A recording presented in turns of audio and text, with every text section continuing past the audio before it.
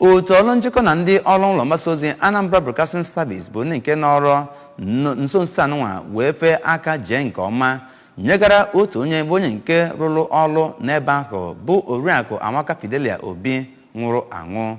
Oriakụ Obi bụ onye nke rụrụ ọrụ na ngalaba Commercial Department na ya bụ ụlọ mgbasa ozi ABS ma bụrụkwazị nwunye Reverend Chuka Obi nyere ụka Anglican na nke ụka Anglican na Diocese Ọka. Onye nta aka anyị bụ Amaka Chibuzokoye ga-ewetara gị akụkọ ahụ.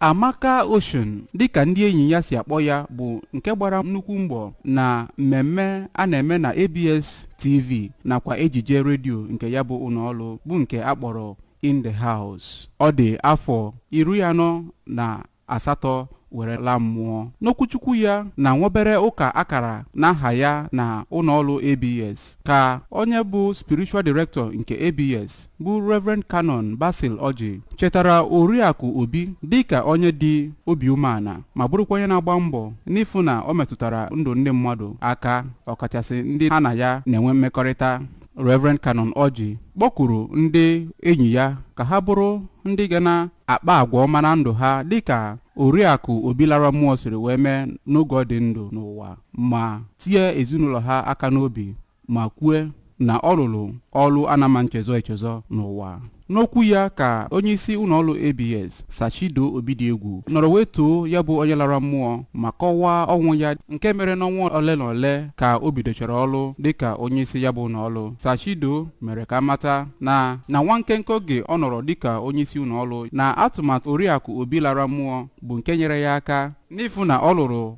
ọrụ ya etu o kwesịrị ma kọwaa ya bụ nwaanyị dịka onye na-adịghị achọ nsogbu ma bụrụkwa onye ọrụ wepụtara onwe ya. Oriakụ Obi bụ nke eburu wee jee na Emios House dị n'Ọka ebe a nọrọ wee kara ya ụka ikpeazụzụ na Our Saviour's Anglican Church ebe a nọkwa wee bịa mgbalụ n'isi ya.